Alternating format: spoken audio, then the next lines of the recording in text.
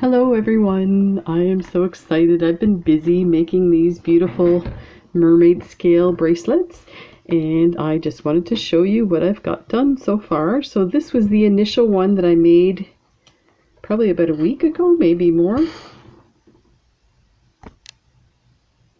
And that's the clasp, the closure. So this was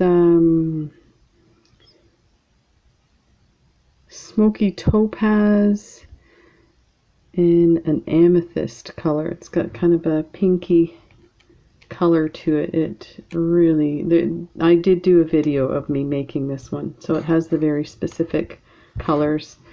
I apologize, the 4mm check glass beads, I don't have the color names for those. I bought those years ago, so I'd have to go online and try and match them up with an image.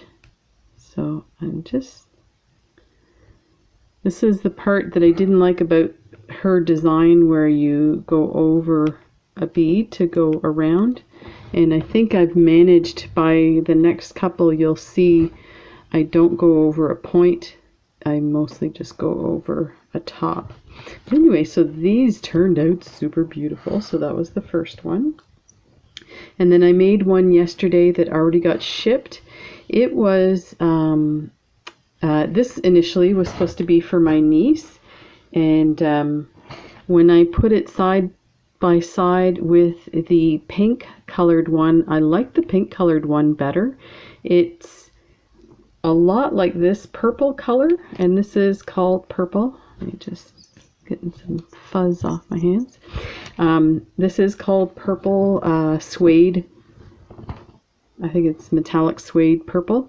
The other one was a metallic suede pink, but it looked a little more lilac color, so maybe a light purple, and I thought it might suit her better, so I sent that one instead. So this one is gorgeous. They look amazing. And we were talking about online in the comments about having issues trying to do random, because we all tend to go into patterns. It's so funny. So one of the suggestions I had is maybe put it in a paper bag and don't look what's in the bag, just grab the next one. But you know what, on one of the ones I did, I actually had a whole line of blue. So it was this blue one here. I had a whole line of blue going down, and I was totally doing random. I was watching TV. I wasn't even paying attention. So I had to pull it all out because you could definitely see it didn't look right at all. But that's funny. That was my experience with random. But there it is. So there's that purple one. And then I made this gorgeous blue one. This one reminds me of faded blue jeans. It's so cool. The nice big deep blues, and then some fainter. And this here I think is called, let me grab the two. No, that's not the one, is it?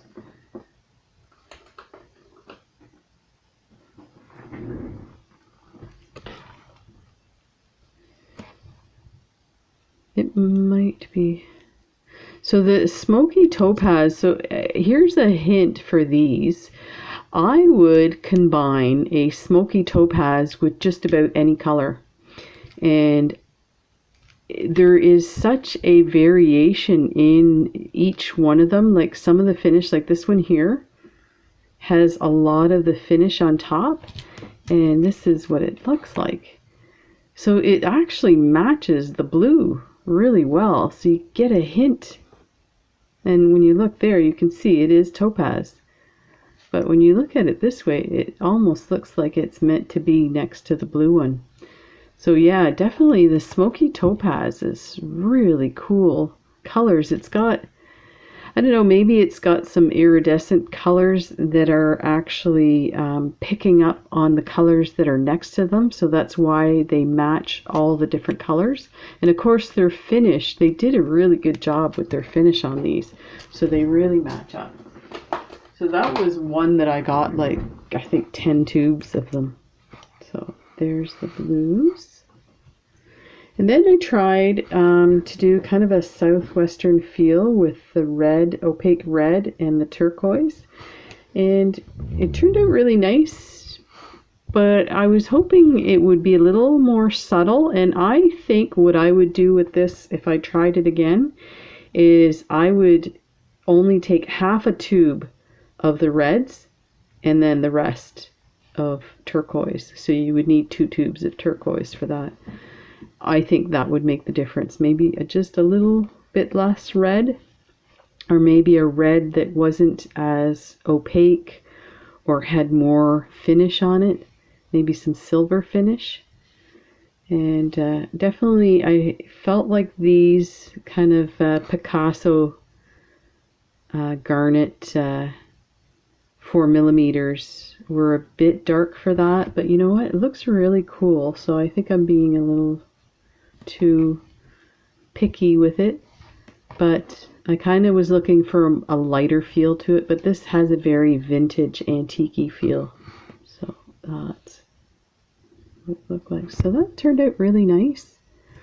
And then this one was really cool. This one has like a, you know, definitely the gold kind of feel to it. It's really beautiful. This one turned out super nice. These are called white, believe it or not, these ones here. I would call that yellow, but they're called white. Let me see exactly what the name of it is.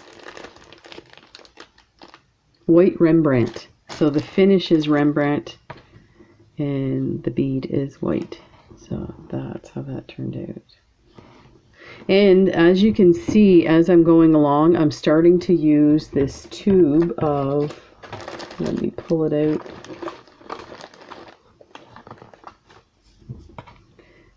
Frosted bronze 11/0s.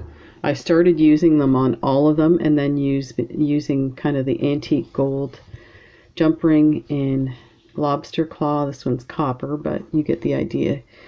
Yeah, I feel like it has kind of a vintagey antique look to it.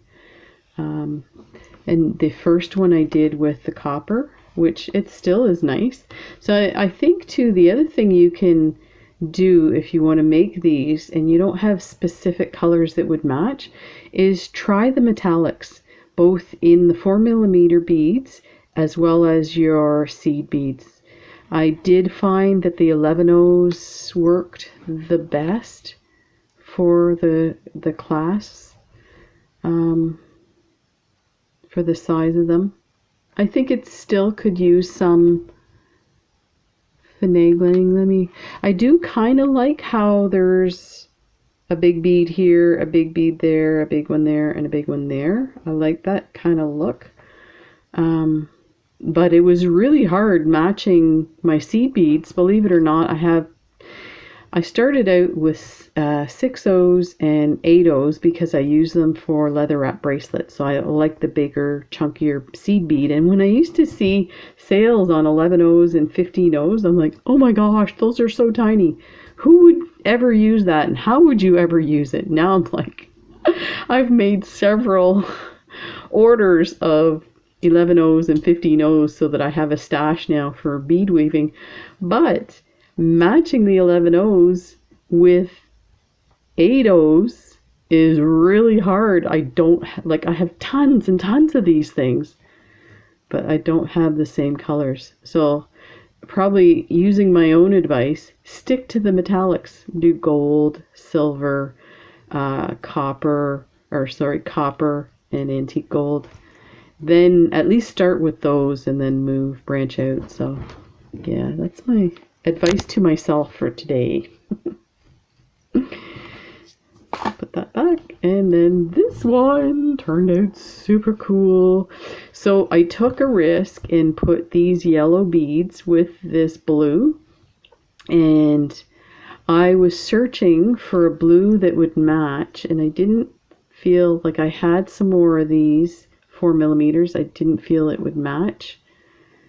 It was too kind of light. I wanted something navy, and I couldn't find anything. And then I just thought, you know what? Take whatever. I have like 4 strands left of 4mm check glass beads. So I just took each one, put it next to it, and thought, how does that look? How does that look? How does that look? And this was the one that came out the best.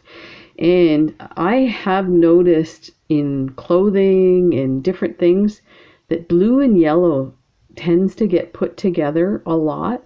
And there is kind of a interesting kind of, they don't match, but there's a kind of a look that it creates that's kind of intriguing and interesting. So I thought that would look good, and I'm really pleased with it. Now I did the hematite seed beads for the ending, and I think that looks good, but I probably should have put gold, but I don't have a large gold lobster claw, so I just stuck with, and I mean they don't match either, but anyway.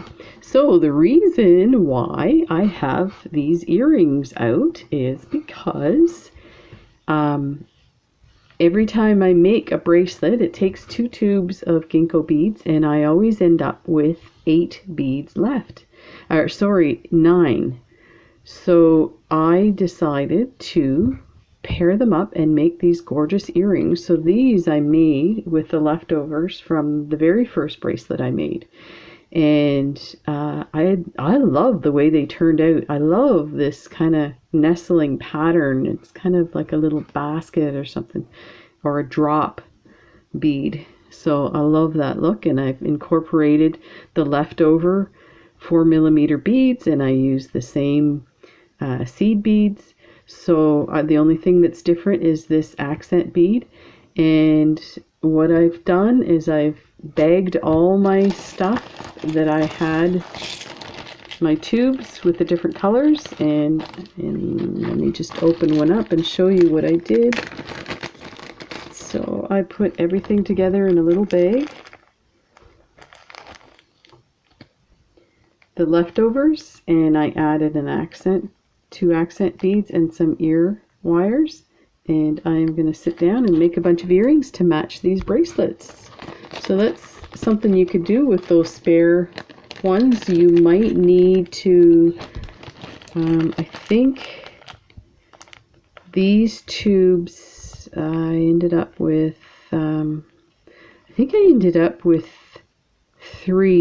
6 of each bead. So what I've done is, again, take my own advice. I threw in a tube of topaz beads in there, Gingko beads, and I will try and figure out something to make, if I have to maybe just put one here or there of the accent color and have that done. So I'll show you those when I'm done, and I'll show you how I made these. These are super easy. So there we go. There's the lovely mermaid bracelets.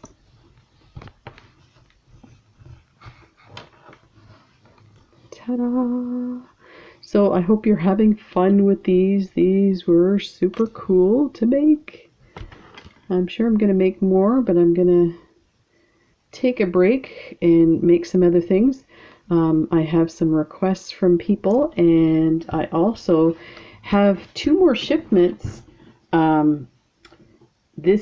each Tuesday of October with Canada Post. If you have a business account, which is free, so if you're a Canadian subscriber, definitely go to their website and sign up for the free postal service business account, and you just sign up and you get discounts on everything, and then you get special deals all through the year.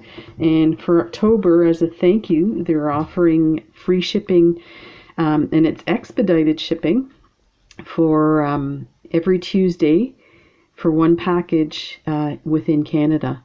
So that's why I've been sending my nieces their Christmas gifts early, or part of their Christmas gifts early. So this week is going to be Samantha, and next week's going to be Christy. So I'm sure they're going to be excited. They've already been, the first one went to my sister, and then I sent one on Saturday to my niece. I printed it off on Tuesday, and then you had 5 days to mail it. So that got out in the mail. So so I'm going to make some other bracelets for them, so you'll see that this week.